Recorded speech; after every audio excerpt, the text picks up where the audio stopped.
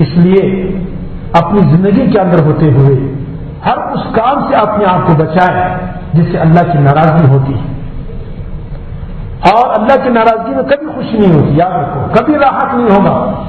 دنیا کی زندگی میں بھی یہ تجربہ کر کے دیکھو کہ گناہ میں کبھی راحت نہیں، عارضی لذت چند منٹ سیکنڈ کے لیے، اور دائمی پریشانی، دائمی پریشانی۔ ہر ایک آج ڈپریشن کا شکار ہے اور ٹینشن کا شکار ہے۔ ان کی وجہ یہ میرے محترم دوستوں، زندگی کے اندر شریعت اور اسلام نے جو ہم اور آپ کو جو ہدایات کی ہیں، یہ 100% انسان کی مزاج اور فطرت اور اس کے عین مزاج کے مطابق ہے۔ ہم نے راستہ چھوڑا ہوا ہے، لین چھوڑ دیا۔ ہم یہ سمجھتے ہیں کہ دنیا کے اندر، مال کے اندر اور اللہ کی نافرمانی کے اندر سکون ملے گا، کبھی نہیں ہو سکتا۔ اللہ نے کس میں سکون رکھا ہی نہیں۔ کون سی طاقت ہے کہ اللہ کی نافرمانی میں کوئی سکون رکھے؟ اس لیے فرمایا، اللہ والوں نے فرمایا کہ ہر گناہ جو ہے اس کا تعلق جہنم کے ساتھ، کوئی بھی گناہ ہو، اس کا اصل تعلق اور اس کا جڑ جو ہے، یہ ہر گناہ جہنم کا برانچ ہے، شاخ ہے۔ تو جو جہنم کی تاثیر ہے وہی گناہ کی تاثیر ہے۔ جہنم کی تاثیر کیا ہے؟ گھٹن، جلنا، بے چینی، بے سکونی، کسی طرح بھی سکون نہ کبھی نہ چیز نہیں۔ تو گناہ کے اندر کوئی سکون پائے گا؟ یہ نہیں ہو سکتا۔ ہر گناہ جو ہے جہنم سے اس کا تعلق ہے، اور اسی طرح انسان اس گناہ کرتے کرتے اسی راستے پہ جا رہا ہے، اسی شاخ پہ جا رہا ہے، آخر میں جہنم کے گڑے میں گرے۔ اور اگر توبہ نصیب ہو گیا، خوش قسمت ہے، سمجھ آ گئی بات، اور اس راستے کو چھوڑا، اللہ کی نافرمانی کے راستے کو چھوڑا، تو انشاءاللہ اطمینان پائے گا، سکون پائے گا، اور ذہن بھی پرسکون، دل بھی پرسکون، زندگی پرسکون۔ جن چیزوں کو ہم سکون تلاش کرتے ہیں اس میں سکون نہیں ہے۔ اللہ نے قرآن مجید میں ایک عجیب اعلان فرمایا اور عجیب انداز سے فرمایا، الا بذکر اللہ تطمئن القلوب۔ یہ اللہ کا لفظ جو ہے، یہ عرب لوگ جب خصوصی اعلان فرماتے ہیں، خصوصی اعلان جیسے ہم کہتے ہیں کہ ایک ضروری اعلان سماعت فرما، پہلے اعلان کے بارے میں بتاتے ہیں، تو عرب لوگ جب آپس میں کسی کو کسی خاص بات پر متنوع کرنا چاہتے ہیں، کوئی خاص بات بتانا چاہتے ہیں، تو لفظ اللہ استعمال، اللہ خبردار سن لو، یہ اس لفظ کا ترجمہ ہے۔ تو اللہ پاک نے بھی اطمینان قلب کے بارے میں، کہ تمہارے دل اور قلب مطمئن ہو، کس چیز سے ہوتا ہے؟ ساری کائنات کی چیزیں پڑی ہیں، اللہ نے کسی کے بارے میں اعلان نہیں فرمایا۔ اللہ سن لو، ساری انسانیت سنو، بذکر اللہ تطمئن القلوب، اللہ کے ذکر کے ساتھ تمہارے دلوں کو سکون ملے گا، اللہ کی یاد کے ساتھ۔ ہم یہ سمجھتے ہیں کہ غیر اللہ کو یاد کر کے، دنیا کو یاد کر کے، روپے پیسے کے رت لگائے اور اس پہ محنت کرے، بلڈنگیں بنائیں، جائیدادیں بنائیں، سارے گاڑیاں، اس میں ہمیں سکون ملے گا؟ کبھی بھی نہیں ہو سکتا۔ یہ بہت غلط خیال ہے۔ سکون چاہتے ہو، تلاش کرتے ہو، تو اللہ کی یاد سے، اللہ کی یاد، اللہ کی ہر نافرمانی انسان کو اللہ کی یاد سے ختم کر دیتا ہے۔ ہر گناہ تو اسی لیے ہوتا ہے کہ اللہ یاد نہیں ہے۔ جب اللہ مکمل طور پر انسان کو دل و جان میں پیوست ہوگا اور یاد ہوگا، گناہ کر نہیں سکے گا۔ گناہ کو تصور کرے گا، لرز جائے گا، میں کیا کر رہا ہوں، میں حرام کھاؤں، اللہ دیکھ رہا ہے مجھے، میں جھوٹ بولوں، اللہ مجھے دیکھ رہا ہے، میں دھوکہ کروں، اللہ مجھے دیکھ رہا ہے، اور میں زنا کروں، اللہ مجھے دیکھ رہا ہے، شراب پیوں، اللہ دیکھ رہا ہے۔ یہ نہیں ہو سکتا۔ اللہ تو بھول جاتے سب ہم گناہ کر رہے ہیں۔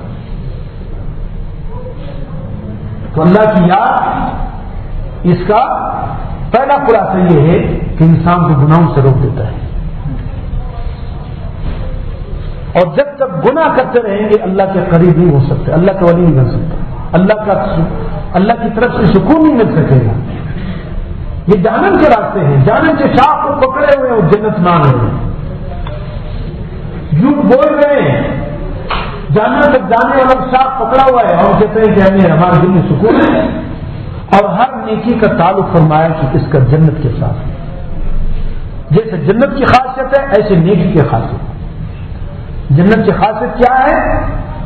تو سکون ہونا، عزت والا ہونا اور راحت حاصل کرنا، یہ جنت کی خاصیتیں ہیں۔ کبھی بھی بے چین نہ ہو، تو جو جنت کی خاصیتیں ہیں وہی نیکی کے اندر، ہر نیکی کے اندر اللہ نے یہی چیز رکھا ہے۔ آپ تجربہ کر کے اپنی زندگی میں نیکی کر کے دیکھو، آپ کے دل اپنی دل کی کیفیت دیکھو، تھوڑی دیر آپ کو محسوس ہو جائے گا، اتنی خوشی ہوگی، ایسے کیفیت دل کا ہو جائے گا، اتنا آپ مطمئن اور پر اطمینان ہو جائیں گے۔ اور کبھی گناہ کر کے بھی دیکھا ہوگا تو کیا کیفیت ہے؟ انسان مضطرب بے چین ہو جاتا ہے۔ یہ اور بات ہے کہ بعض لوگ آپ کہیں گے کہ لوگوں کو ہم نے دیکھا گناہ سے گناہ کرتے ہیں، بڑے ہنس رہے ہیں، بڑے آرام سے ہیں۔ خدا کی قسم میں کہا کرتے ہوں، خدا کی قسم وہ آرام سے نہیں، اسی حقیقی دل کی کیفیت ذرا دیکھیں، ظاہر اوپر کو مت دھوکہ کریں۔ ایک بات تو یہ ہے کہ اس کو اللہ نے فرمایا کہ گناہ کے اندر اس سکون نہیں ہے۔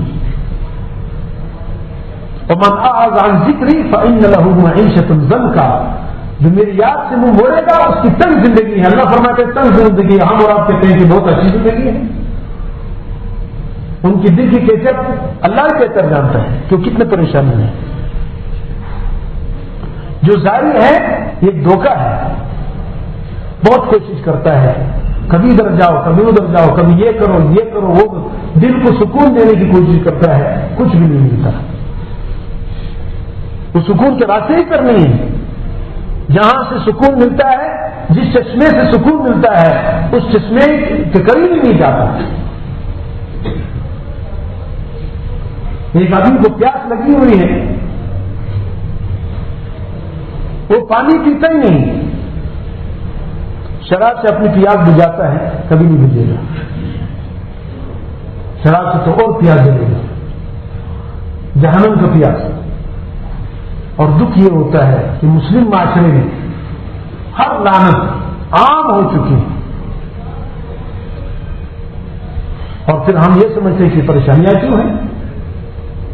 یہ تو بہت کم ہے، ہمارے ہاتھ میں جو گناہ اور ہمارے ہاتھ میں جو اعمال ہیں،